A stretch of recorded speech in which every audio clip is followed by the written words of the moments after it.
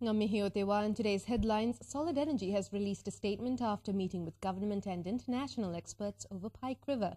There was a 5-hour discussion at the Solid Energy headquarters in Christchurch over a plan to recover the remains of the 29 miners. A group of around 20 from Pike River families, Solid Energy, the Mines Rescue Trust and the government's High Hazard Unit heard from UK experts via a video link.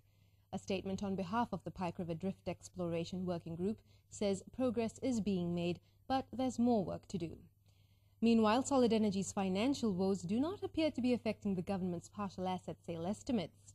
The state-owned company, once valued at $1.7 billion, might now be worth less than its current debt of $389 million. It is among the SOEs flagged for partial float, but Deputy Prime Minister Bill English says there's no change to the $5 to $7 billion total revenue estimate. It's a big range from $5 billion to $7 billion, allowing for the fact that there could be unpredictable elements of these companies. The minimum wage is to be increased by 25 cents an hour. Minister of Labour Simon Bridges has just confirmed the rate will rise from $13.50 an hour to $13.75 from the 1st of April. That's a 1.85% increase, twice the most recently recorded inflation figure. But opposition MP, Labour's Darian Fenton, says it does little for the country's poorest.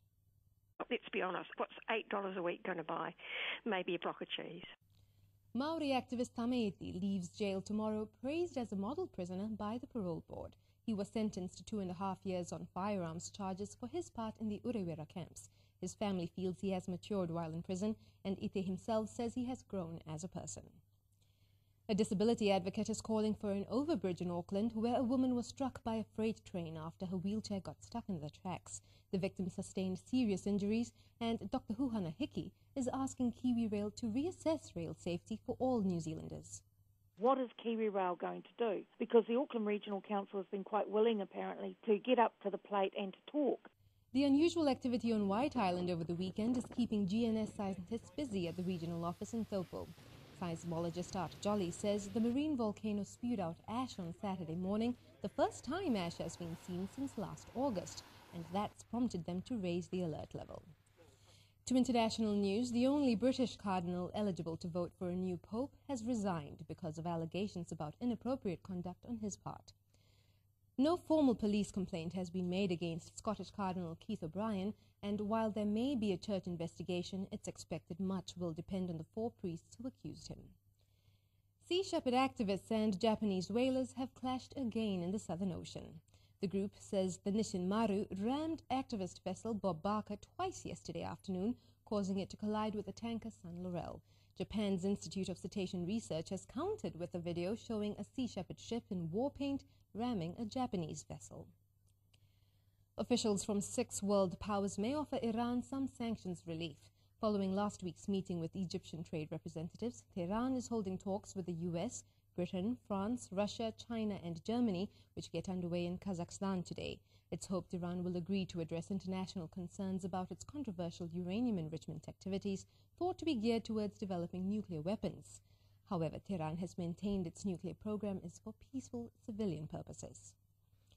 Italy is headed for a political impasse following its election, with the centre-left less than 1% ahead of scandal-plagued Prime Minister Silvio Berlusconi. Berlusconi's centre-right coalition is predicted to win slightly more Senate seats, though not necessarily more votes. Meanwhile, there's just a week to go before Kenyans head to the polling booths. Parliamentary and presidential elections are scheduled for March the 4th, and leaders are hoping to avoid the violence that followed the 2007 election, when more than 1,100 people were killed. And finally, Captain Kirk's suggestion has topped a poll to name one of Pluto's smallest moons. Moon P4 is likely to be named Vulcan after actor William Shatner plugged it on Twitter. Vulcan's the name of Mr. Spock's home planet and also the mythical Roman god of fire, the nephew of Pluto. Well, that's tonight's news. Kanuinga karere matua mai te whare kōrero rima moriora.